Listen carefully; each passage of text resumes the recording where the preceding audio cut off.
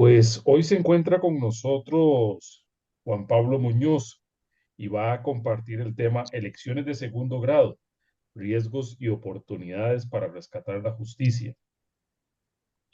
Juan Pablo pidió que lo presentáramos de una forma muy breve, escueta en realidad, y es como recibieron también el afiche, el volante. Juan Pablo Muñoz es coordinador de Alianza por las Reformas. Entonces, desde ese puesto, pues él da mucho seguimiento a todo lo que hemos estado viviendo eh, hoy seguiremos viviendo este año, que tiene que ver con todo el tema este de el aparato de justicia en Guatemala, en sus diferentes niveles. Así que, Juan Pablo, bienvenido, gracias por aceptar la invitación de estar con nosotros esta noche. Cierro el micrófono y adelante, Juan Pablo. Buenas noches a todas y todos. Muchas gracias, profesor Rodolfo, por esta invitación aquí con ustedes y a todas y todos también por la oportunidad de conversar. Em, Solo una consulta, ¿con tiempo cómo estaríamos siendo las ocho Más o treinta y menos, cuatro? eso, más o menos esos 40, 45 minutos máximo, Juan Pablo, para que tengamos unos 15 minutos y dependiendo de las preguntas o lo que sea, eso, para no extendernos mucho, eh, puesto que en principio queremos que las reuniones duren una hora, pero pueden Perfecto. haber muchas preguntas en este tema. Muy bien, perfecto. Vamos a empezar entonces haciéndoles una propuesta para de línea del tiempo, ¿verdad? En la cual estaríamos en el año 2026 en el centro. El año pasado estuvimos hablando todo el año en muchos lugares diciendo que todo lo que sucedía estaba en clave o se podía entender en clave de las elecciones de segundo grado de 2026. Y podemos poner muchos ejemplos de ello, como la Corte de Constitucionalidad cuidaba al Congreso porque todos van tras la reelección, ¿verdad? Como la Corte Suprema de Justicia no lograba llegar a un presidente, no lograba el relevo de presidente en octubre. ¿Por qué razón? Porque quien preside la Corte Suprema preside la Comisión de Postulación de Fiscal General ahorita en 2026 y era muy apetecido ese puesto. Cuando ya había algún acuerdo, se conoció 3 días antes que les habían retirado la visa y sabemos lo que eso significa en términos simbólicos, ¿verdad? Una advertencia de qué tipo. em, los temas de presupuesto, digamos, casi cualquier gran noticia del año pasado se podía leer en clave de 2026. Y ahora nuestra propuesta es que lo mismo está sucediendo ahorita, pero en clave de 2027. Todo lo que está pasando en 2026 puede leerse en función de las elecciones generales que empiezan el 20 de enero del 2000, la convocatoria, la campaña, sí, pues la convocatoria para la campaña el 20 de enero aproximadamente, 6 meses, 20 de junio estaríamos votando para binomio presidencial, 160 diputadas y diputados del Congreso y vamos a cambiar a las 340 corporaciones municipales del país. Entonces, dicha esa línea del, bueno, y todo esto reconociendo lo traumático que fue en 2023, la cuestión de las elecciones, ¿verdad? Que por primera vez no hubo el cambio el mero 14 de enero, recordemos que fue como a la 1 de la mañana que se dio ya el 15 de enero prácticamente que asume el presidente Bernardo Arévalo, ¿verdad? Entonces, bueno, ese trauma que recordaremos de los 106 días de la resistencia pacífica, ese actor emergente, bueno, no es, hay muchas formas de interpretarlo, pero ese actor tan relevante de las autoridades de los pueblos indígenas que lograron conducir de alguna manera este tema de la resistencia pacífica, ¿verdad? Que se gestó, pero realmente, si bien lo vemos, las autoridades de los pueblos ya tenían al menos una década de estar apareciendo en momentos importantes, pronunciándose en temas relevantes como cuestiones como el agua, ¿verdad? Ya venía esa madurez y esa organización y esa revitalización de las autoridades también de los pueblos. Y bueno, y si hacemos incluso otras interpretaciones realmente, ahí sí que como dicen también las y los intelectuales mayas, tenemos registros de que ya en la colonia venían delegaciones de las autoridades de los pueblos a hacer reclamaciones legales, ¿verdad? También a los lugares de justicia. Entonces, pues hay una larga data en ese sentido, pero digamos, no es el tema central, sino cómo estamos en el 2026. Volviéndonos a centrar en este año, hay dos grandes signos que van a marcar este año. Uno, como ya se está viendo, las elecciones de segundo grado, que ahorita vamos a ver qué son y cuáles son. Y el otro es el hecho de que es un año electoral, ¿verdad? Esto le imprime una característica distinta, como decíamos hace unos días con unos compañeras y compañeros. En 2020 fue difícil la elección de Tribunal Supremo Electoral y era solo una elección. En 2021 fue súper complicada la elección de Corte de Constitucionalidad y era solo una elección. En 2022 fue sumamente compleja la elección en donde quedó reelecta Consuelo Porras y era solo una elección. Pues ahora coincidieron las tres y además en año preelectoral, ¿verdad? Que sabemos que tiene otras características políticas. Por ejemplo, todos los partidos políticos, unos 30 partidos políticos, estarán ahorita en los grandes procesos de renovar sus estructuras porque tienen que hacer al menos eh, una gran asamblea nacional, 12 departamentales y por lo menos 60 municipales válidas, previo a hacer una segunda ronda igual para la proclamación de candidatas y candidatos. Entonces, esa gran actividad política se explica también por qué el altísimo presupuesto que hubo del 2024 al 25 y que del 25 se jaló ahorita para el 26. Y esto va a significar un aumento en la violencia también, porque de alguna manera debilitar al gobierno de turno es la manera más fácil de plantearse como una propuesta de cambio. Volviendo al tema de las elecciones de segundo grado, vamos a decir que existen, conceptualmente hablando, dos formas de elegir a las autoridades de las instituciones que aparecen nombradas dentro de la Constitución. Las elecciones generales, que como dijimos pasan cada 4 años, ¿verdad? Votan todas y todos los mayores de 18 años empadronados. Y las elecciones de segundo grado, que es un tema tal vez como muy chapín, ¿verdad? Muy de aquí, muy de la Constitución, sobre todo cuando se habla de esta figura de comisiones de postulación. Y este año van a haber 5.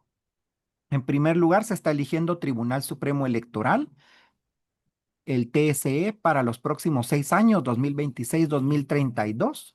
Es la máxima autoridad en materia electoral, organiza las elecciones, pero además valida los resultados. Y esto va a ser para dos procesos electorales, 2027 y 2031. ¿Se imaginan la gran importancia que tiene esto para pensar en un proyecto, digamos, de cooptación del Ejecutivo por 8 años y del Poder Local por 8 años también y del Congreso? La otra gran elección que está habiendo, también que se nos está saliendo de las manos, cada vez está siendo más complicado monitorearla, es la cuestión de la Corte de Constitucionalidad, ¿verdad? El gran árbitro de la política guatemalteca. Fue pensada como una institución que pudiera ser garante de la vigencia de la Constitución a través de recursos como el amparo o la inconstitucionalidad de las leyes, pero se ha convertido simplemente en un árbitro que puede llegar a apagar una coyuntura o armar una coyuntura distinta, ¿verdad? En cualquier tema que ustedes se imaginan. Pensemos en el Ejecutivo, le puede decir qué políticas públicas no puede hacer. Pensemos en el legislativo, ¿puede votar leyes? Bueno, eso tal vez sí estaría bien si es una ley que tiene visos de inconstitucionalidad, pero no, se está metiendo a decir, miren, eligieron mal al primer secretario o al tercer secretario, o la forma como levantaron la mano para el presupuesto no era la correcta, o no es así como se elige a jefes de bloque, ¿verdad? Aspectos procedimentales legislativos que nada tienen que ver con la cuestión de la defensa de la constitucionalidad, sino que lo que está haciendo es arbitrando fuerzas políticas dentro del Congreso. Lo mismo la Corte Suprema, lo mismo en temas judiciales, ¿verdad? Sí podría revisar la constitucionalidad de una ley, de una sentencia, perdón, de una resolución judicial, pero se las está devolviendo y les está diciendo debió de resolver en tal sentido, ¿verdad? Violando la independencia judicial de las y los jueces, y además con muchísimos vicios, como por ejemplo hemos detectado que la actual Corte de Constitucionalidad saliente ya a 2 meses de terminar, ha hecho una lógica a ustedes de aceptar los amparos de forma provisional. Esto significa, viene un amparo contra la elección del Colegio de Abogados. Entonces el amparo es aceptado para la elección y nunca más se pronuncian sobre el fondo. En el fondo es donde un jurista diría, bueno, no se pueden hacer estas elecciones. Por ejemplo, la participación de las famosas ciencias afines hace un par de días, ¿verdad? Bueno, vamos a resolver en definitiva y de aquí adelante por qué las ciencias afines no pueden participar. Eso ya nunca está llegando. No hay resoluciones en definitiva en donde tendrían que ir al fondo de la cuestión. Solo están sirviendo los amparos para parar o para hacer que proceda cualquier problema político. Y así, miren, a la PDH la obligó a revisar sus cartillas para que no dijera nada que tenga que ver con género, porque eso es Agenda 2030. Obligaron a la comunidad LGTBIQ a que sí puede salir el Día del Orgullo, pero cuidado y ofende la moralidad de los jóvenes. En temas de pueblos indígenas, por ejemplo, resulta que contraviniendo toda la jurisprudencia de las anteriores cortes que habían avanzado mucho en Guatemala, incluso a nivel de los estándares americanos. Ahora resulta que sí está bien que el Estado de Guatemala haga una consulta libre, previa, informada y de buena fe cuando se va a afectar un territorio de pueblos indígenas, pero no es vinculante, ¿verdad? O sea, entonces, ¿para qué lo va a hacer el Estado si el 99% del pueblo eh, Xinca de tal municipio va a decir no a la minería y el 99 dice que no? ¿Para qué se les va a consultar si de todas maneras el Ministerio de Energía y Minas decide si da o no la licencia, ¿verdad? Entonces, esos retrocesos que ya venían como avances están pasando desde esa Corte de Constitucionalidad. Esta va a ser para el 2026-2031. Esto significa que esta CC va a ser la que va a resolver todos los problemas que tengan que ver con las elecciones del 27 y con buena parte de las elecciones del 31. Después viene la elección de fiscal general, ¿verdad? Eh, También sabemos un poco en la Alianza por las Reformas, el espacio para el cual participo, en el cual trabajo. Hicimos el año pasado junto al Instituto de Estudios Comparados en Ciencias Penales y Sociales de Argentina, nos auxiliamos de ellos porque han hecho el análisis comparado en muchos países latinoamericanos sobre la eficacia y eficiencia de la institución del MP en varios ministerios fiscales de la región. Y fíjense que aplicando una fórmula estándar llegamos a la conclusión de que de cada 100 casos, que ingresan como delitos al Ministerio Público se están resolviendo de manera efectiva 6. Significa que 94 están quedando en impunidad. Y conste que estoy salvando dos temas. Uno, que son casos que ya ingresaron revisados por abogados del MP y por lo tanto entraron con delitos. No estamos sumando aquellos que son rebotados de entrada. Por ejemplo, llegué yo al MP y le dije, fíjese que se me quedó viendo mal el vecino y me hizo ojo, ¿verdad? Que hay algunas denuncias de ese tipo, ¿verdad? Claramente no es un delito y entonces podrá ir a mediación para que eso no se convierta en un problema y lo que sea, pero no es un delito. Entonces, excluido todo eso, 6% de los que entraron como delitos. En todos los países del mundo hay un índice de impunidad, en Japón, en Alemania, en Noruega, pero fíjense que en principio son muy bajos y en segundo lugar, por ejemplo, casi son cero en temas como delitos contra la vida. Es muy difícil que en Japón vayan a asesinar a alguien y no se descubra quién fue. En cambio, aquí ese 6% alcanza delitos contra la vida, alcanza extorsiones, alcanza los delitos más graves y por supuesto que alcanza los temas de corrupción, los delitos de cuello blanco. Y cuando estamos diciendo también el tema de eficacia de la resolución, quiere decir dos cosas: que un delito se deduzca quién lo cometió y que se le dé algún tipo de resarcimiento a la víctima. Si eso pasa, estamos ante una resolución positiva de un caso, ¿verdad? Y eso no está pasando en 94%, aunque la fiscal general ha llegado a decir, como en 2022, creo, o 23, que estaba resolviendo el 152% de los casos, dicen sus memorias, ¿verdad? En la última memoria que presentó en mayo del 25, indica que en 20 de los 22 departamentos superó el 100% de eficiencia. ¿verdad? Pero lo que está haciendo ustedes es una desestimación masiva de casos. Eso es impunidad estructural. Tienen 20 días los fiscales para hacer algo en un caso y si no lo desestiman. Le llaman y le dicen, mire, fíjese que le pedimos su autorización para desestimar su caso. Y si no, pues tiene que venir el miércoles y también el jueves y va a venir a firmar el viernes y ustedes como trabajadores le van a decir, mire, y si no puedo, entonces desestime su caso. Y es la manera en que están dando esa respuesta tal, ¿verdad? Además del tema de la criminalización, que ya sabemos que más de 100 periodistas, exoperadores de justicia, abogadas y abogados, defensores del territorio, autoridades indígenas, inclusive, ¿verdad? Periodistas están fuera del país. El tema de José Rubén Zamora, ¿verdad? La persecución a estudiantes universitarios que se oponen al fraude en la Universidad de San Carlos.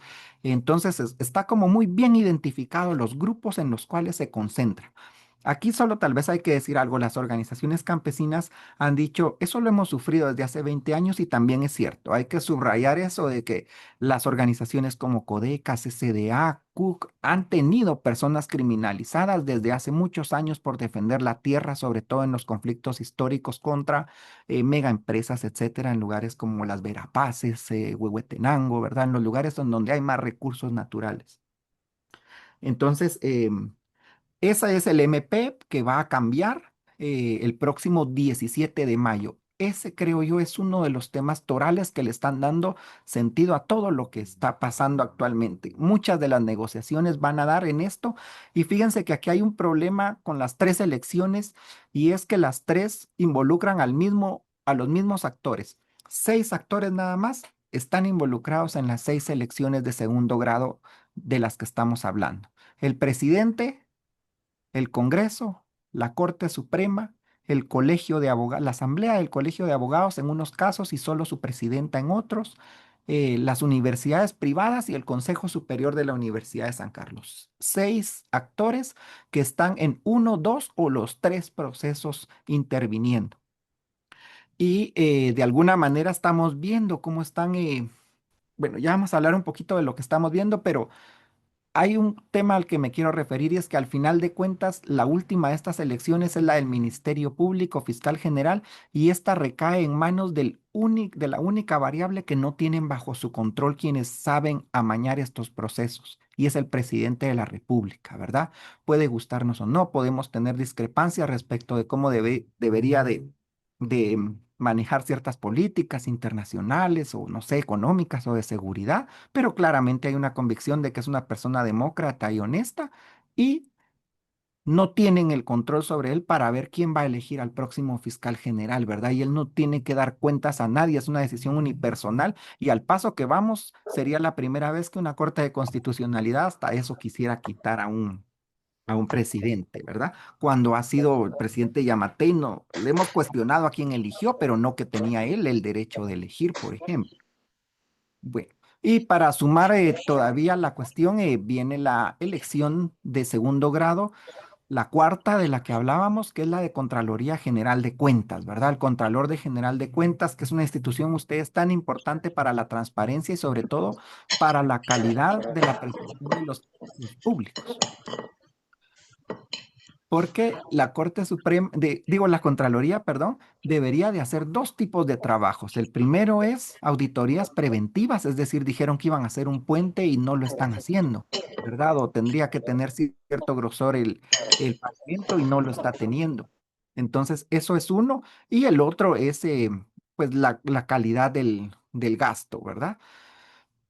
Ahorita hay un tema bien interesante que se viene ustedes, que es la cuestión del finiquito, ¿verdad? Porque en efecto el finiquito se ha convertido en un impedimento administrativo para que algunas personas, perdón por el ruido, es que vivo sobre una calle principal, para que algunas personas no puedan participar en elecciones. Imagínense que un recurso administrativo como es un finiquito, que es una constancia transitoria de que no hay auditorías en mi contra mientras fui funcionario público, impida un derecho constitucional que es el derecho de ser electo.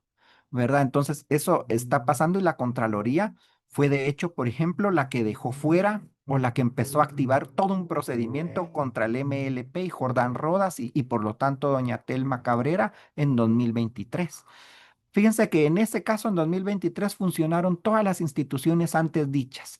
El MLP proclama a su binomio presidencial, lo va a inscribir al registro de ciudadanos.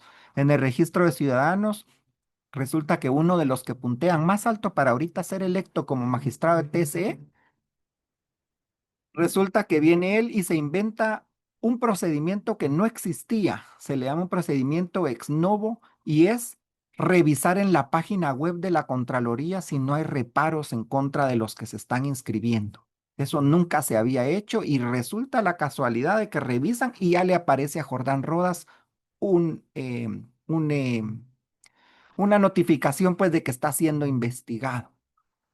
Eso no existía antes y por lo tanto le deniegan su participación.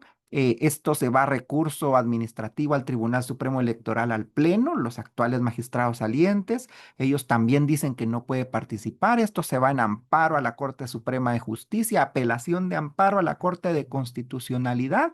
Y mientras tanto, el Ministerio Público ya tiene montados 3 casos contra el exprocurador, quien tiene que salir al exilio. Ahí sí vimos, están involucradas todas las instituciones que estamos eligiendo, ¿verdad? Ahorita en segundo grado. Entonces, ese es un poquito el panorama. Insisto, aquí las estamos leyendo en clave de elecciones de 2027. No es la única forma de leerlas. Por ejemplo, la Corte de Constitucionalidad, como ya dijimos, tiene que ver con los derechos de los pueblos indígenas, los derechos de las mujeres. Por ejemplo, cuando le dice a PDH que no puede hablar de educación integral en sexualidad, ¿verdad? Entonces ahí están también los derechos de las adolescentes, los derechos de todas las personas, los derechos humanos, ¿verdad? Eh, Podemos hablar también de la lucha contra la corrupción, contra la impunidad. Fíjense que se están cayendo la mayoría de casos en las cortes y sobre todo cuando llegan a la Corte de Constitucionalidad, donde están quedando libres prácticamente todos los casos. Incluso los que habían llegado a sentencia con Miguel Ángel Gálvez, con la jueza Erika Ifán, con los jueces, ¿verdad?, de la lucha contra la corrupción, en CC les están dando la puerta cerrada, ¿verdad? Carpetazos y ya están prácticamente libres en ese sentido. ¿Qué estamos viviendo actualmente al día de hoy? Estamos en una semana súper complicada. Tribunal Supremo Electoral ya está avanzando. Miren, en 22 días la comisión de postulación va a sacar una nómina tan importante y trascendente para el país como es la nómina de 20 aspirantes a magistrados que le debe trasladar al Congreso. El Congreso va a elegir con 107 votos a los 5 titulares y 5 suplentes cuando esta nómina les llegue. Y fíjense que algo tan serio para un país que vivió una crisis democrática en 2023 lo van a hacer en apenas 22 días, con solo 7 sesiones presenciales. Por supuesto, está presidida por Walter Mazariegos, una persona acusada de cometer fraude y de reprimir a la resistencia democrática de la Universidad de San Carlos, de militar la seguridad, de militarizar la seguridad y sobre todo que ha creado 2 universidades privadas con en gran medida la intención de privatizar. En el caso de la Universidad Juan José Arévalo, los profesorados de enseñanza media y en el caso de la Universidad de Americana Guatemalteca o algo así se llama la otra, parece que se va a enfocar más en la otra gran carrera que tiene la USAC, que es Administración de Empresas y Contaduría Pública. Entonces, es todo un proyecto ideológico, por supuesto, manejar a quienes van a ir a darle clases a los jóvenes es un proyecto ideológico, pero también es un proyecto, digo, económico, ¿verdad? Personal, digamos, de enriquecimiento. Entonces, él, Walter Mazariego, solo citó 7 veces, en 7 veces va a sacar la tarea, 181 aspirantes quieren ser magistrados a TSE. Esta semana que se viene, miércoles, aplican la tabla de gradación. Miren, la tabla de gradación en comisiones de postulación es lo siguiente. Yo ingreso mi expediente, ¿verdad? Y entonces hay una tabla de cotejo, muchos y muchas de aquí serán docentes, ¿verdad? Y saben que se pone 7 puntos por la entrega de tal requisito y esto va sumando hasta 100, ¿verdad? Esa es la tabla de gradación y entonces aquí doctorado vale 7 puntos, si solo es maestría 5. Después nos pasamos a la experiencia profesional y 20 años de ejercicio profesional vale 8 puntos y solo 15 años vale 5 puntos. Y así sucesivamente en lo que los comisionados consideraron valioso calificar y la idea es que de 100 para abajo empiecen a integrar nómina, ¿verdad? Primero van a elegir al que tuvo 100 puntos, si no logra mayoría, bajan al de 99, al de 98 y así sucesivamente. Para eso sirve esa tabla de gradación y tiene un límite, tiene un piso, ¿verdad? Los que tengan menos de 75 no son elegibles. Son decisiones que se toman al inicio de las comisiones de postulación. Entonces, eso es la cuestión. Este jueves que viene 12 quieren votar. Tenemos la idea, tenemos la impresión de que ya está elegida esa nómina y por eso solo en 7 sesiones, ¿verdad? La formalidad, los rituales, lo único importante en este caso, van a cumplir con el requisito constitucional, pero realmente hemos visto una práctica que han denunciado los medios y hemos estado ahí para constatarlo, y es que cuando toca decidir algo importante se van de receso hora y media y regresan a votar lo que quedó pendiente. Es claramente que entraron a negociar, ¿verdad? Entonces, eso lo vamos a ver. Imagínense las cortes, la Corte Suprema de Justicia, algo tan importante. Estamos pagando en gran medida lo que voy a contarles ahorita. Cuando eligieron la Corte Suprema de Justicia en 2024 en el Congreso, duraron como 55 minutos en elegir los 13 nombres de titulares y los 13 nombres de suplentes. Esto significa que había un consenso previo, ¿verdad? O sea, ya todo mundo sabía por quiénes iba a votar. Y entonces, esto evidentemente pues viola todos los estándares internacionales, no hay un debate, ¿verdad? Como en otros países donde el magistrado de la Corte Suprema, por ejemplo, en Estados Unidos, ahí son cargos vitalicios y cuando un magistrado va a asumir, es sometido a un escrutinio público de su vida completa, de su juventud, fotos de con quién salía cuando estaba en la universidad, cuáles fueron sus notas, errores conceptuales en sus tesis y en sus libros, porque estamos hablando de la más alta cúspide de las mentes jurídicas de Guatemala, o sea, de un país, ¿verdad? En cambio, pues aquí solo le van a poner 7 puntos si escribió un libro, saber si alguien lo leyó, saber si está bueno, saber si fue plagiado, ¿verdad? Eso no es un criterio ni siquiera que importe. Y el tema de la honorabilidad también, sabiendo que ustedes tienen muchos elementos desde la ética para analizarlo, fíjense que la honorabilidad, la Corte de Constitucionalidad ha dicho que es de alguna manera el prestigio que se tiene entre los pares, ¿verdad? El poder caminar con la cabeza erguida entre los pares, ¿verdad? Es reconocida honorabilidad, no incerteza de que eres malo, digamos. Tal vez malo no es la palabra, pero, o sea, sabemos que eres honorable, eres una persona que puede andar por ahí sin tener que agachar la cabeza. Más o menos ese sería el concepto de la reconocida honorabilidad. Y aquí lo que está pasando cuando votan por el de 100, por el de 99, por el 98, es que dicen no tengo ningún elemento para dudar de su reconocida honorabilidad. Esa es la fórmula por medio de la cual no dicen ni sí ni no. Simple y sencillamente dan por hecho que sí la tiene por no tener pruebas en contra. Entonces, eso va a pasar ya esta semana, el 12 tenemos nómina, la quieren publicar el 13. En el caso de la Corte de Constitucional, y bueno, el 13 la publican y pasa al Congreso y ahí viene el otro lío que es el Congreso, ¿verdad? Un lugar tan fragmentado y bajo una lógica que se le denomina transaccional. Fíjense que en el Congreso no pasa nada si no es a cambio de algo. En el Congreso identificamos tres grandes bloques. Dos ideológicos en los polos, uno democrático que da algún debate, ¿verdad? Que se nota en qué tipo de leyes propone. Ahí estaría un poco esta bancada de Semilla Raíces, la diputada Sonia Raguay, algunos diputados, digamos, por ahí, pero no son 40, no logran mover y además les quitaron partidos. O sea que ni siquiera integran jefes de bloques, que es donde se decide agenda. Y por otra parte, tenemos también en el otro lado un bloque más aliado a lo que se le ha llamado el pacto de corruptos o el golpismo, ¿verdad? Gente de extrema derecha, encabezados por gente como Álvaro Hijo, como Alan Rodríguez, como Felipe Alejos, ¿verdad? También ellos no llegan a los 40 votos. ¿Verdad? Ellos son votos ideológicos. A ellos, aunque les lleguen a ofrecer no digo que no sean corruptos ni corruptibles. Lo que digo es que es un voto ideológico y aunque les llegaran a ofrecer para comprarles algo, van a votar en contra del presidente Arévalo lo que él les mande porque es una postura fija, ¿verdad? Es una postura política. Pero entre esos 40 y 40 de 160 diputados nos quedan aproximadamente 80 que venderían el voto a quien sea por lo que sea.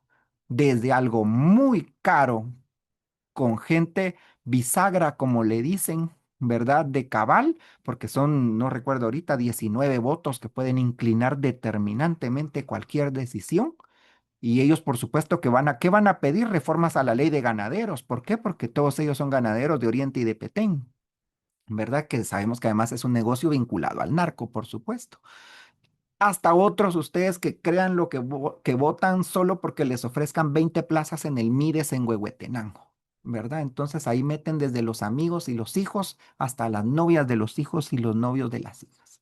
Entonces, esa es la lógica transaccional que está definiendo la mayoría de elecciones dentro del Congreso y a ellos les va a tocar esa nómina llegar a sus manos. ¿Son de alguna manera susceptibles de presión? Sí hay presiones que se pueden hacer. Lo hemos comprobado desde sociedad civil que las redes les afectan, que la movilización in situ afuera del Congreso los pone nerviosos, ¿verdad? Entonces, esa es una buena noticia, por decirlo de alguna manera. Corte de Constitucionalidad, decíamos, ya van, son 5 procesos de designación que van en paralelo, pero son diferentes. El presidente, por una parte, ya anunció que va a recibir expedientes en secretaría privada. Cada presidente lo ha hecho diferente, así como lo está haciendo el presidente Arévalo, lo hizo el expresidente Berché. Otros, como Yamatei, solo lo propusieron en Consejo de Ministros, ¿verdad? Hay diferentes formas porque no está obligado ningún presidente a hacerlo de ninguna manera. Lo único que se sabe es que tiene que firmar un acuerdo en el que designa a algún abogado. Luego viene la Corte Suprema de Justicia, esa corte balanceada de la que hablaban, digamos, un poco cínicamente los diputados en octubre del 2024, después de que en 55 minutos la eligieron y esa corte no se logra poner de acuerdo. Son 13 magistrados los de la Corte Suprema de Justicia. Se habla de que de esos 13 grupos, de esos 13 magistrados, hay 13 grupos, ¿verdad? Pero digamos, en la práctica hay por lo menos unos 4 grupos, pero la mayoría de ellos llega a 9 votos. ¿Cómo lo sabemos? Desde el año pasado, 2025, en abril, mayo, sabíamos que estaban 5 a 8, no lograban llegar al 9. Pero fíjense que a partir de mayo resulta que crearon, ascendieron, ingresaron nuevos jueces a la Corte Suprema y fueron refrendados, fueron repartidos entre 9 magistrados. Hay un acta en donde dice que cada magistrado, yo pido 5, yo pido 7, fulano recomendó a 6. Entre ellos, entre 9 personas, hicieron todas esas escalas de jueces para ingresar a paz y de paz para subir a juzgado de instancia. Lo sabemos porque crearon 20 salas de apelaciones, también ahí por agosto, los mismos 9 magistrados, ¿verdad? Y los amigos de ellos, los de los grupos políticos de los cuales vienen a nivel gremial, fueron a los que les están dando estas plazas.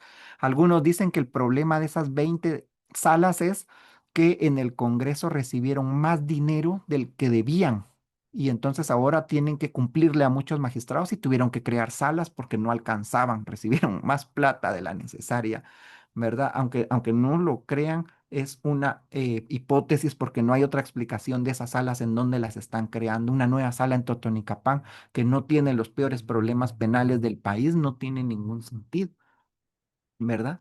Entonces, bueno. Ellos también van a hacer ahorita que Néstor Vázquez, una de las personas, digamos, con mayores oscuridades dentro de su trayectoria como magistrado de Corte Suprema de Justicia, ahora como magistrado de Corte de Constitucionalidad, fíjense que para él ganar la magistratura en el Colegio de Abogados hace 5 años en el, sí, pues en 2022, tuvieron que ir a meter preso a Estuardo Gálvez y quitarlo el día de las elecciones. Entonces él ganó. Ahora resulta que para que Néstor Vázquez quedó en tercer lugar. no pasa a segunda vuelta, ¿verdad? Junto con la licenciada Astrid Lemus de Unidad por la Democracia y Estuardo Gálvez, que sí pasan, y entonces la presión le va a caer a la Corte Suprema de Justicia para que ellos la elijan. Esto va a ser en los próximos días también. Desde las organizaciones le estamos exigiendo al presidente de la Corte que esto sea público y que no sea un miércoles de pleno, que alguien levante la mano y diga, a propósito, quisiera plantear al licenciado Néstor para tal cosa, votan 9 y ya. Ay, magistrado, es ese. El tercero, ya dijimos presidente, ya dijimos Congreso, es el otro gran elector, ¿verdad? La Corte Suprema de Justicia, el Colegio de Abogados. Hay una buena noticia, el Colegio de Abogados está teniendo un voto alto, un voto digno, un voto, digamos, de indignación por lo que está pasando por las redes de corruptela. Estuardo Gálvez, un famoso operador de cortes, fue decano de la Facultad de Derecho de la USAC, fue después rector de la Universidad de San Carlos 2 periodos. Ahí construyó toda una red, digamos, de manipulaciones y tiene un tope de 3.500 votos dentro del colegio, de 40.000, por supuesto. Y lo bueno es que hemos visto que eso, con eso suficiente es para entrar a siempre a competir y ser un candidato fuerte, pero no logra superar eso.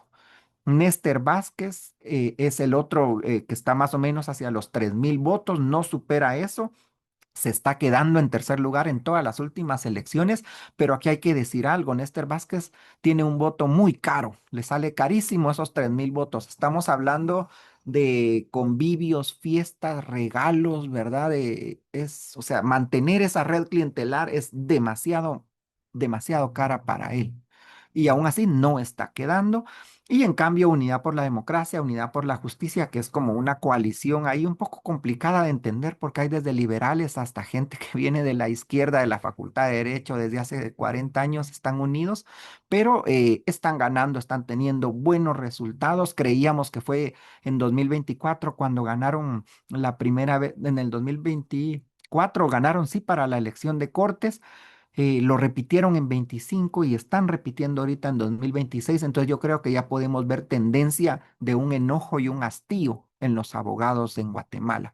Creímos que al quitar a ciencias afines, como lo quisieron hacer para golpear a la licenciada Astrid Lemus, porque claramente sociólogos, politólogos, internacionalistas iban a votar en su mayoría por la gente progresista, creyeron que la iban a golpear y fíjense que no, al contrario, ella ganó y pasó en primer lugar. Más abogados fueron a votar y están votando abogados jóvenes y abogados más antiguos por estas opciones democráticas, ¿verdad? Lo que sí nos enseñó también hace 2 días es que para el Consejo Superior Universitario de la USAC, los abogados progresistas fueron en cuatro grupos, 4 candidatos con credenciales democráticas y por supuesto perdieron los 4. Ahí solo pasan la gente de Mazariegos y pasa la gente de Galvez. Ellos se quedaron ustedes por 26 votos. ¿Verdad? Y esto fue muy triste porque, por ejemplo, en mi caso, uno de los 4 era amigo personal y ¿qué hace uno en esos temas? Pero no se pudieron poner de acuerdo en cuanto a USAC. En los que sí se han puesto de acuerdo, están ganando las fuerzas democráticas. Y después, por último, la Universidad de San Carlos. Es el último gran elector de la Corte de Constitucionalidad, al quinto titular y al quinto suplente. Con la USAC, miren, aquí con la USAC hay que tener en cuenta 3 cosas. Una, de los 41 miembros del Consejo Superior Universitario, hasta el año pasado, 37 ya habían vencido su mandato. Los mandatos de los decanos son para 4 años, los mandatos de los docentes 4 años, de los egresados 2 años y de los estudiantes uno. Más o menos, tal vez me equivoco en algún dato, pero digamos, está en las leyes de la universidad cuánto tiempo tiene de vigencia mi mandato después de haber sido electo y tomado posesión, y 37 ya habían vencido para el año pasado. En las Cortes se le está obligando al Consejo Superior Universitario a renovarse. Ya hay varias resoluciones de salas de la misma Corte de Constitucionalidad. ¿Y qué es lo que hace cada vez que llega una nueva resolución? El Consejo Superior Universitario convoca 2, convoca 3 más, convoca uno, las está convocando a cuentagotas, hace trampa y aún así está perdiendo Walter Mazariegos muchas de esas elecciones. Y en algunas que ha perdido y ha ganado la oposición, no les ha dado todavía posesión, valga la redundancia, a los que ganaron. Miren la trampa que se hizo en ciencias económicas. Un estudiante de apellido Pérez gana en segundo lugar el primer día. Ese día, al segundo día, gana en primer lugar, pero no suficiente para ganar ya. El tercer día, que eran las elecciones contra el candidato oficialista de Mazariegos, llegan encapuchados, ponen candados y dicen, aquí no hay elecciones, y llega el decano y dice, ay, no, alguien cerró, no hay elecciones, y no hubo elecciones, no hubo tercera vuelta y se suspendió todo el proceso y sigue y seguirá el representante con su credencial ya vencida. Cosas tan burdas como esa. Otra cosa burda, ¿se recuerdan cuando los arquitectos tenían que votar para su representante de egresados en el colegio de abogados, allá en el colegios profesionales en la zona 15 ahí antes de empezar al terminar la palangana, perdón? Ahí resulta que ese día hubo una manifestación de personas que venían supuestamente en representación de los mercados porque le iban a poner un impuesto a las tortillas. ¿De dónde se sacaron que iba a haber un impuesto a las tortillas? Nadie se explica, pero taparon ahí. ¿Qué fue lo que pasó? Esa manifestación empezó a las 12 del mediodía y ya habían votado todos los de Mazariegos porque sabían que a las 12 se iba a tapar. Y entonces los otros dejaron hasta las 5 de la tarde para ir a votar y por supuesto ya no llegaron y evidentemente quién ganó, ¿verdad? Trampas de ese tipo están haciendo y aún así Mazariegos gana una y pierde una. Entonces, la renovación es posible en la Universidad de San Carlos y ahorita estamos a las puertas de que elijan y es muy probable que elijan a Leila Lemus, que es la magistrada que viene de Yamatei, y a la misma Consuelo Porras como suplente para darle 5 años de inmunidad, ¿verdad? Es un rumor que viene desde hace un año y yo creo que sí va a ser en ese, o sea, hoy se fue a inscribir, hoy llevó su papelería para magistrada al Consejo Superior Universitario. Y además, acordémonos que ella le metió presos y criminalizó a más de 80 profesores y estudiantes y egresados sancarlistas para que Walter Mazariegos no tuviera oposición los últimos 4 años, ¿verdad? Entonces, ese favor se paga también, pero solo se lo puede pagar Walter Mazariegos. La elección es el otro lunes 16 de febrero, solo lo puede pagar con el consejo que tiene ahorita. Si lo renueva, ya no puede pagar tan fácil ese favor porque la oposición democrática está ganando. Y por si fuera poco, estas elecciones de segundo grado caen en el mismo año y mes casi en que hay que cambiar a rector.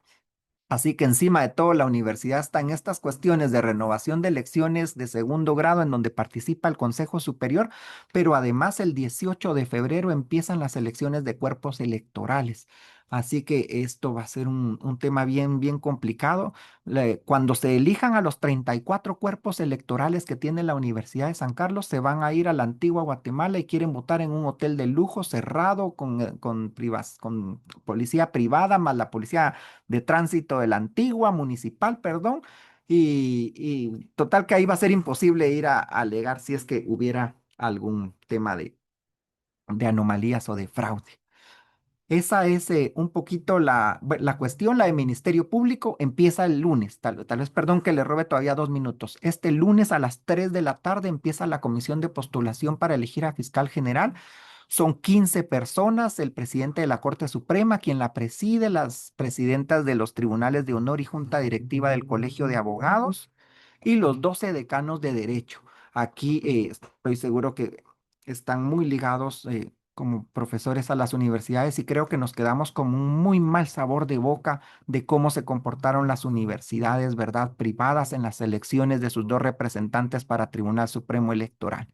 En primer lugar, sabemos que 4 universidades votaron de forma democrática. Creemos e intuimos evidentemente que fueron Landívar, que fue Mesoamericana, que fue Internaciones y creemos que fue la Universidad Da Vinci, los 4 que querían proponer al rector de la Universidad del Valle y en cambio 7 otras fueron los que votaron a favor de Panamericana, ¿verdad? Que sabemos que tiene vínculos con RENAP y eso le impedía que muy posiblemente tenga un impedimento constitucional por ser ministro de un culto, etcétera. Entonces, las universidades, yo estaba mucho más confiado el año pasado de que podíamos esperar una reserva moral en ese caso, pero Creo que los financistas, ¿cómo se llaman? Los fiduciarios, puede que estén haciendo alguna especie de presión extra porque hay demasiados intereses en juego en este momento. Y eso empieza pues este lunes. Aquí solo recordar, el 3 de mayo a más tardar le tiene que llegar al presidente Arévalo una nómina de 6. ¿Cuáles son los escenarios? En el mejor de los casos, el golpismo o el pacto de corruptos quisiera que el presidente Arévalo no sea quien elija. Pero para que eso pase, no tendría que ser él el presidente. Entonces, la opción A es golpe de Estado y eso creo que está salvado, ¿verdad? Ni Estados Unidos en la región, ni siquiera la ciudadanía, los pueblos indígenas, creo que todos le hemos dado el respaldo al presidente Arévalo de que es legítimo en su elección y que debe terminar su periodo. Entonces, lo siguiente es que sea un presidente muy debilitado, ¿verdad? Han visto que le han armado casos a su esposa, a él mismo, a su hermano, prácticamente hasta su secretario privado, Santiago Palomo, lo tuvo que mandar al Vaticano como diplomático porque ya le venían con un caso cuando la CC indica que él no tiene inmunidad. Entonces, muy debilitado, sin partido político desde el principio y por lo tanto sin bancada, lo cual los dividió porque se pelearon entre sí. Va, entonces, a ese nivel es un presidente que tendrá que elegir a fiscal general, ¿verdad? Y en un tercer caso es que esto nunca llegue y el 17 de marzo está el presidente sin una nómina en la mano.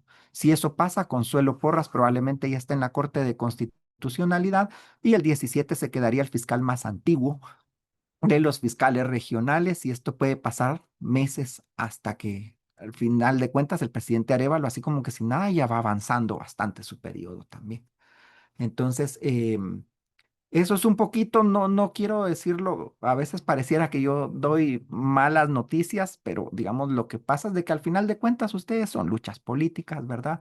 Entonces hay poderes, hay intereses, y esto no quita pues que tengamos también la posibilidad de hacer muchas incidencias, pero sí contra gente muy bien organizada y muy poderosa también, hay que decirlo. Bueno, muchas gracias, Juan Pablo.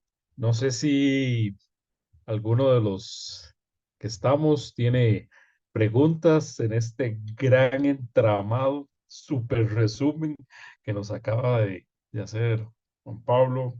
Viene de varios años atrás, se proyecta para muchos años venideros, todo el aparato de justicia. Entonces, si alguien tiene preguntas, ¿quién quiere formularla? Bueno, Oscar. realmente lo que sí es que estoy temblando definitivamente porque se ve todo tan oscuro y tan negro que yo digo, ¿dónde va a haber una luz para esto, no? ¿En dónde podemos tener nuestra esperanza? Aparte de la oración, por supuesto, que eso creo que ninguno lo ha dejado de hacer. Pero ¿en quién podremos tener nuestra esperanza para que todo este nudo de cosas se desenrede y logremos tener realmente la justicia que todos deseamos?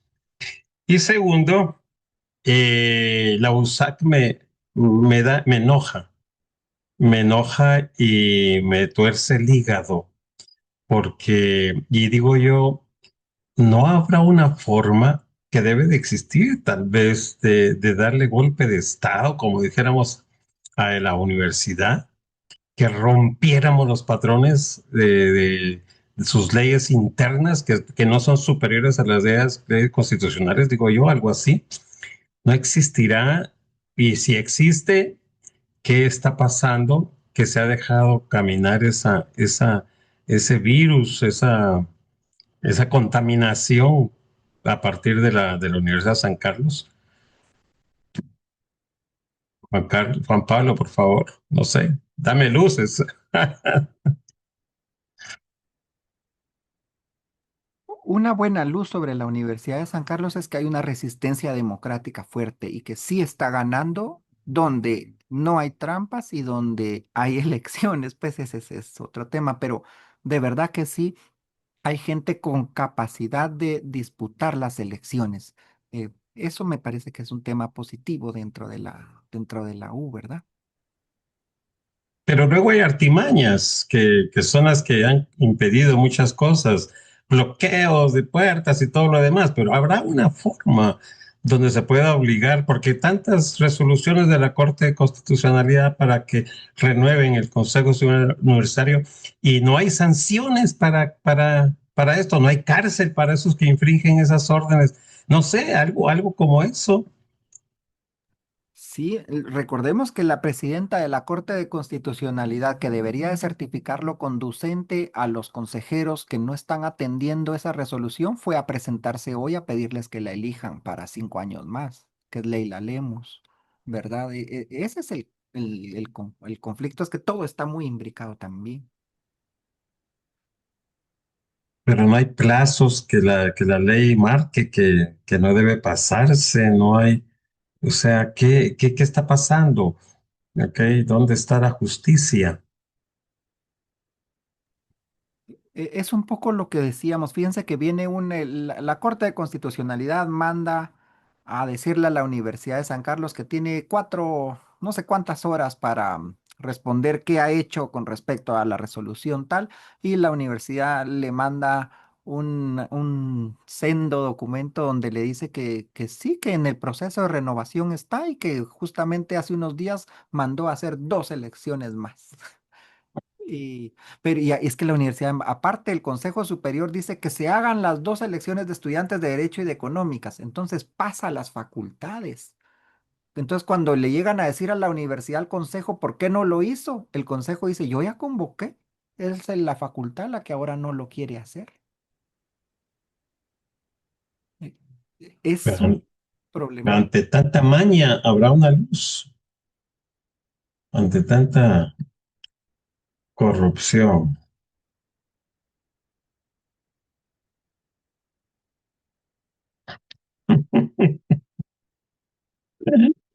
Difícil. Ah, Pero bueno. podemos apoyar a las y los candidatos de la resistencia. Yo creo que el 18 hay que dar una buena, a partir del 18 se empiezan a elegir de 5 en 5 los cuerpos electorales, cada 5 o 4 días, no recuerdo.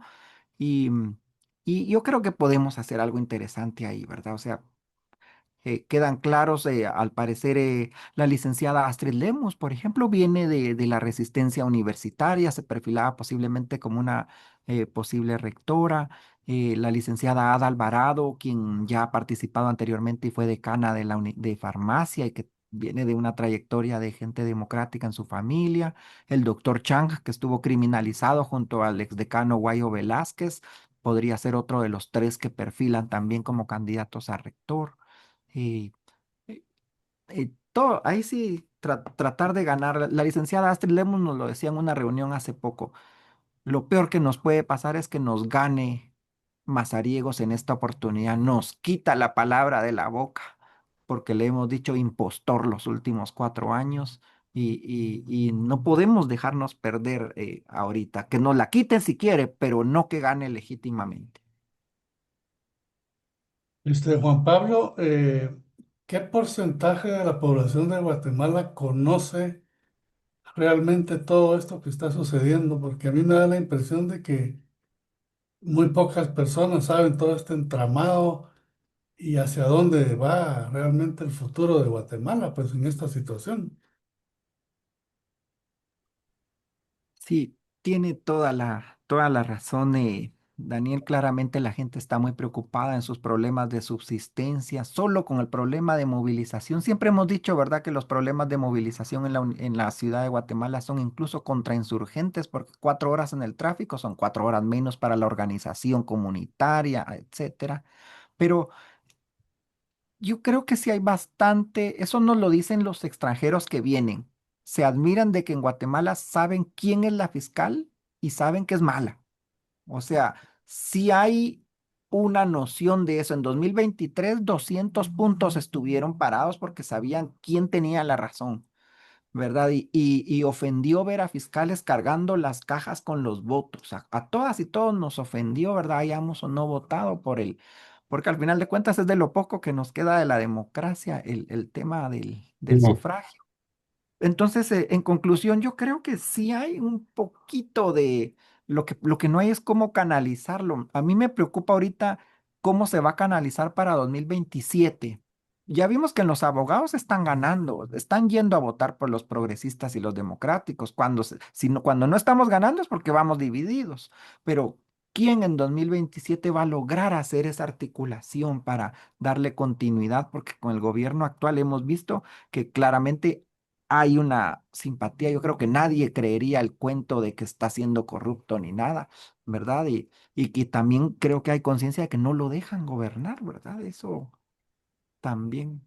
No sabría decirle porcentajes, pero sí creo que en el país está claro. Miren otro tema, perdón, en las redes sociales, vean las redes sociales del CACIF, no se puede comentar, tienen como 4 años bloqueados los comentarios.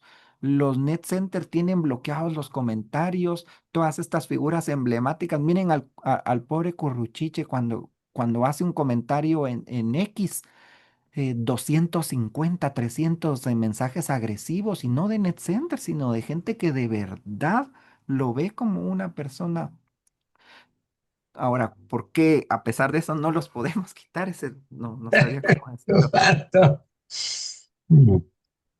Ahora, ¿tú crees que hay algo que se puede hacer? Aparte de los comunicados, que yo en lo personal siento que los comunicados ni los lee.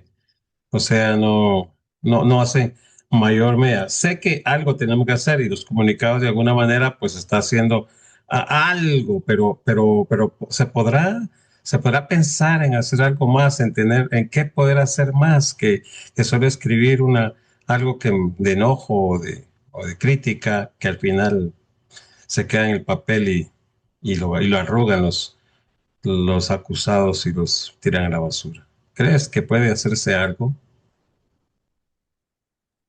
Yo creo que hay algunas cuestiones que, miren, quienes trabajan en el Congreso cuentan que hasta la fecha sigue siendo un hito aquella encerrona del 2017 o 18, ¿verdad? Que los diputados que si a algo le tienen pánico es que algo así pueda volver a pasar, ¿verdad? Eso podría, digamos, solo la posibilidad podría hacer que cambien un voto. Por ejemplo, sobre todo también los distritales que quieren reelegirse, también tienen algún tema por ahí. Eh, Hay otras acciones que al final de cuentas ese movimiento en redes más o menos va haciendo que reculen de algunas acciones. Los intentos de golpes, ustedes los han habido y han sido repelidos, ¿verdad? Todo el tema de cómo fraguaron esa fuga de los 20 reos era para que el presidente cayera y no cayó. Salió bien librado al final de cuentas porque queda claro que fue un montaje en su contra. Los ataques a la policía, lejos de procurar enojo contra el presidente, yo creo que causaron hasta un poco de cierta empatía hacia el ministro, ¿verdad? Porque se oyó muy sincero cuando él dio el mensaje a la policía. Sí, padre, disculpe. Eh, Buenas noches. Yo sí creo que es importante manifestarse. Creo que sí es importante visibilizarnos, porque la visibilización de las organizaciones sociales, de los distintos colectivos, va haciendo mella en la sensibilización del problema y va haciendo ver que hay gente y eso podría propiciar la organización social, la organización política, la organización, ¿verdad? Pero si nos quedamos callados, si pensamos no se puede hacer nada, no se puede hacer nada, no se puede hacer nada y ningún medio es válido, ya nos estamos nosotros autosaboteando, ¿no? Yo sí creo que es importante que todos los sectores se manifiesten, que todos los sectores se expresen y en la medida en la que se estimule o se promueva o se tome conciencia de la indignación, porque la indignación es el paso previo para la organización. Y si hay organización, entonces se dan ese tipo de expresiones. Yo he acompañado un poco al tema de la resistencia de la USAC al CUE. Yo estoy aquí muy cerca del MUSAC y pues a los patojos del MUSAC nosotros hicimos un foro con ellos en la antigua AGFIL, la Asociación de Filósofos de Guatemala, que la capturó Mazariegos, que todos los catedráticos de filosofía de la Landívar pues fueron corrompidos con cátedras en la San Carlos y entonces AGFIL prácticamente desapareció. ¿Y por qué? Porque ahí le dimos espacio a los dirigentes de la resistencia universitaria. Y uno salió al exilio, tuvo que salir al exilio, el otro lo acaban de capturar y lo acaban de liberar, Eduardo. Y sí, es decir, nuestros foros, nuestros espacios de diálogo, pues generan situaciones. Tanto es así de que prácticamente AGFIL, ahora nos mudamos a otra, a Pensares, ¿verdad? Que se llama Pensares ahora, y pues con una consigna de que los landivarianos no se corrompan, ¿verdad? Con las plazas de la USAC. Y ese es un problema, o sea, y nosotros creo que hicimos media hace año y medio en ese sentido. Eh, pero sí hay que hacer algo. Creo que en la medida en la que generemos espacios de diálogo, espacios de expresión, en la medida en la que nos visibilicemos, en la medida en la que nos reunamos, por ejemplo, nos hemos reunido esta semana con Fregua, con los análisis de coyuntura, y pues más o menos planificamos para 3 meses, y ya con todas las cosas que han ocurrido del lunes para acá, pues ya hay que hacer modificaciones a nuestros planteamientos, pero sí, ahorita ya está por salir un comunicado, pero detrás de ese comunicado hay toda una organización que se está intentando plantear. Entonces, yo sí creo que no hay que dejar espacio al desánimo, sino que hay que ser proactivos, ¿verdad? Si queremos que se haga algo, hay que hacerlo, ¿verdad? Los espacios que nos correspondan a cada uno. Yo por el hecho de ser clero, pues lo tengo bien limitado, pero en la medida en la que se tenga libertad de expresión, aunque dentro de la iglesia es muy limitado eso también, pues hay que hacerlo, ¿no? Hay que plantearlo. Pues sí, creo que sí hay que hacer algo, hay que hacer presencia, hay que hacer bulla, bulla en la medida de lo posible pues hacerlo de una manera, en la medida de lo posible, coordinada, organizada y bien estructurada. En lo que está ocurriendo hay inteligencia, hay estrategia, hay maldad, hay organización, hay complicidad. O sea, se ha capturado, se ha cooptado, se ha secuestrado, se ha manipulado, se ha desarrollado una lawfare, pues porque hay ahí elementos que están pensando, que están actuando, que están manipulando, que están cohesionando y que están contando con nuestros rasgos culturales, ¿verdad? Recordemos el miedo, la cobardía, ¿verdad? Que es típica de la herencia del conflicto armado interno, ¿no? De la persecución. Y ha habido recientemente y hay persecución, ¿verdad? Los liderazgos en la San Carlos, eh, los fiscales buenos, los jueces buenos, los periodistas buenos, es decir, hay que ser capaces de también vencer el miedo, ¿no? Vencer la amenaza, vencer la persecución. Pero si queremos que las cosas cambien sin mover un dedo, sin arriesgarnos, pues entonces somos parte del problema. Gracias.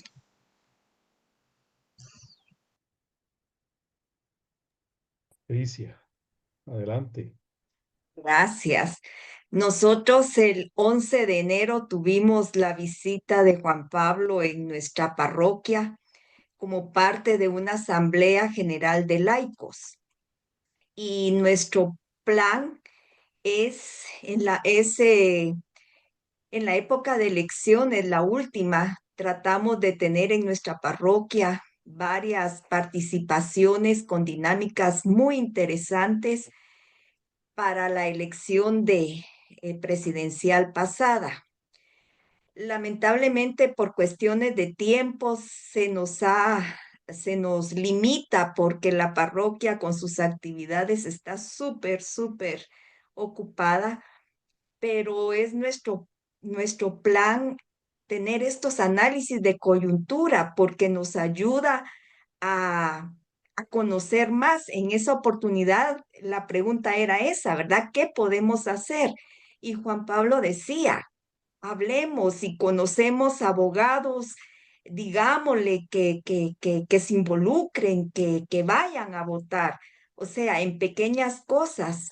Y por ejemplo, otra de las actividades se puede hacer de muchas maneras. Nosotros en mi sector tenemos una misa mensual y ahí mismo pusimos como intención principal todo este evento que estaba por venir y que pues nosotros no podemos decir solo nos queda la oración, no, es lo más importante que podemos hacer porque es como de quedar relegado, dejar relegado a Dios. Y así se va informando a las personas, ¿verdad? Que por lo menos para aquellos que son totalmente ajenos, dejar esa inquietud, porque ya hablamos de lecciones de segundo grado, etcétera. Entonces, en las parroquias también darles participación a todos estos análisis de coyuntura que en mi experiencia, pues Dios lo permita seguir impulsándolo dentro de nuestras posibilidades y es parte de lo que debemos saber como ciudadanos guatemaltecos y de alguna manera, pues ir conociendo cada vez más y mejor cómo funciona todo esto. Muchas gracias. No era pregunta, era solo un comentario de qué más se puede hacer, ¿verdad? Gracias, Patricia. Gracias, Patricia. Excelente. Gracias.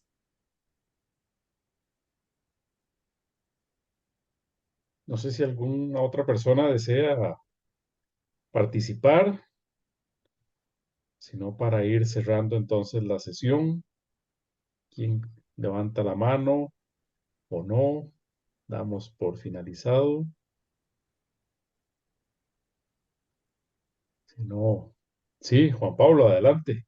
Te querés preguntar a vos mismo. Sí, Adelante, adelante.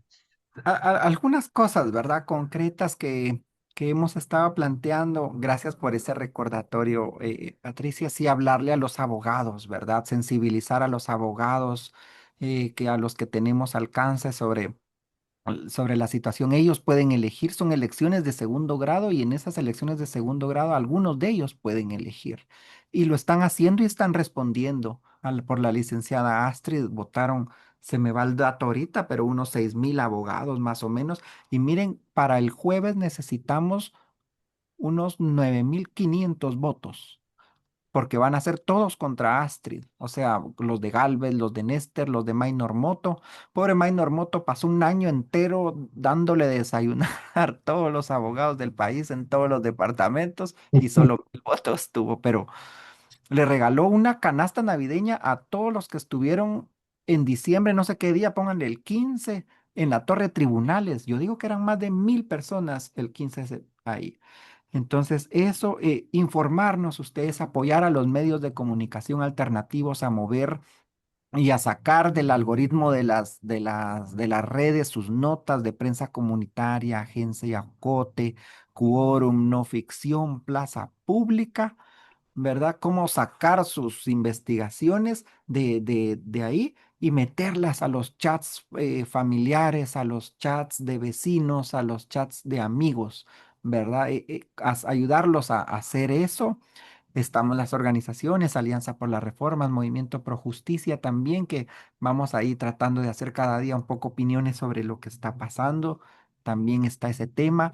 Ir a observar las elecciones, se puede entrar a las elecciones solo con el DPI, podemos ir a ver las postuladoras, ver a la cara. Miren, nos lo dijo la gente del Padre Miquel en 2024, cuando estaba aquí lleno. se hacían los locos, no querían resolver lo sustantivo y todo. Eran cayendo las 11 de la noche y se volvían súper proactivos y empezaban pues las resoluciones, las discusiones, porque no les gusta sentirse vigilados, ¿verdad? Prepararnos ante una eventual movilización. Sabemos que estamos en golpe de Estado, no en golpe de Estado, ¿verdad? En estado de sitio. Las organizaciones queríamos ir a darle una bienvenida a Walter Mazariegos el día que pusiera el primer pie en la comisión de postulación y para mala pata el estado de sitio, no nos animamos, no sabíamos bien cómo iba a funcionar un estado de sitio democrático, no lo habíamos no teníamos esa idea, pero este jueves nos vamos a movilizar y vamos a ir al día que integran la nómina, ¿verdad? Van a venir compañeras y compañeros de distintos puntos, motivar a participar ustedes ahorita de 181 personas que quieren ser magistradas, magistrados de Tribunal Supremo Electoral. Les voy a ser honesto, hicimos un semáforo y más o menos entre todas las personas que le entran a este tema, estamos de 12 a 14 personas color verde. Es decir, por quienes creemos que se pueden meter las manos, abogados contradictorios de derechos humanos, académicos. Y estamos ante creo que el que hicimos nosotros son como 68 rojos, ¿verdad? Y el gran problema de los demás no sabemos nada. Y así como no sabemos nada, eso es una bala al aire, ¿verdad? Eso puede ser bueno o malo, no sabemos, pero no. Entonces, motivar a los buenos a participar, ¿verdad? Darle redes de apoyo también, porque participar puede tener sus consecuencias también. Em, Objeciones, impedimentos, miren, hay mucho temor a presentarlas. Se hizo lo que se pudo ahorita, más o menos contra 38 de los aspirantes. Hubiéramos querido hacerlos contra por lo menos esos 68 que les comento, pero es otra forma también de poder participar. Ok, solo por curiosidad, ¿qué es Alianza de la Reforma por la Reforma? ¿Quién la conforma o qué es, cómo se formó? Sí, fíjense que en el marco de cuando Sisig estaba en uno de sus mejores momentos, ¿verdad? Planteó unas reformas constitucionales que el propio Jimmy Morales, el presidente de la Corte Suprema y el presidente del Congreso las plantearon. Eran reformas a la Constitución en materia de justicia. Y entonces había un poco de debates entre las organizaciones especializadas en justicia y derechos humanos, que si lo apoyábamos o no, teníamos miedo de que lo que entra al Congreso puede salir peor. Y en ese debate entonces las organizaciones dijeron: "Va, ¿saben qué? Mejor sentémonos, analicémosla y lleguemos a una conclusión de si se apoyan o no". Ahí nace Alianza por las Reformas en ese 2017. Y bueno, la lástima es que para 2018 empieza la ofensiva contra Iván Velázquez y en el 2019 ya extinta sí sigue y empieza pues la reversión. Entonces quedamos constituidas las organizaciones. Hay nacionales e internacionales, por ejemplo, internacionales como Impunity Watch, que le da seguimiento a todos los temas de justicia transicional. Entre las nacionales, algunas conocidas como por ejemplo la Fundación MACO o la Convergencia por los Derechos Humanos, el ICCPG, la UDFEGUA. También está también Centinelas por la Dignificación del Estado. También hay algunas de mujeres como Grupo Guatemalteco de Mujeres y la Red de la No Violencia, de jóvenes activistas como Justicia Ya, de población LGTBIQ como Visibles. Son más o menos 35 organizaciones.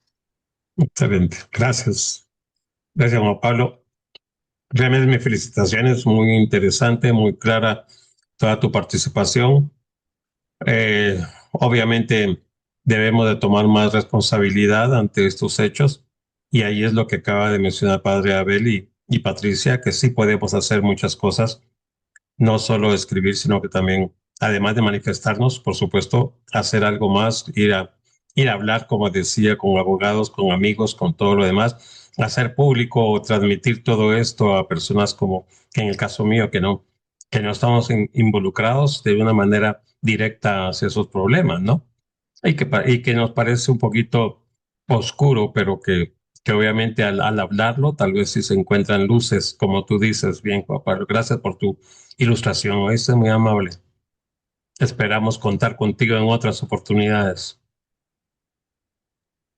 A ustedes muchas gracias. Y también cómo vamos a hacer ese tránsito. Pronto ustedes ahorita abrumados en todo elecciones segundo grado, pero en cuestión de 2 meses esto está resuelto, digamos bien o mal, pero está resuelto y muy pronto hay que ponerse ya en el chip de elecciones generales porque empieza esa batalla también, ¿verdad? Los sectores progresistas y democráticos, ¿cómo vamos a enfrentar eso porque el pacto viene a recuperar lo perdido con creces y también pueden venir opciones populistas que van a tratar de engañar, de estafar.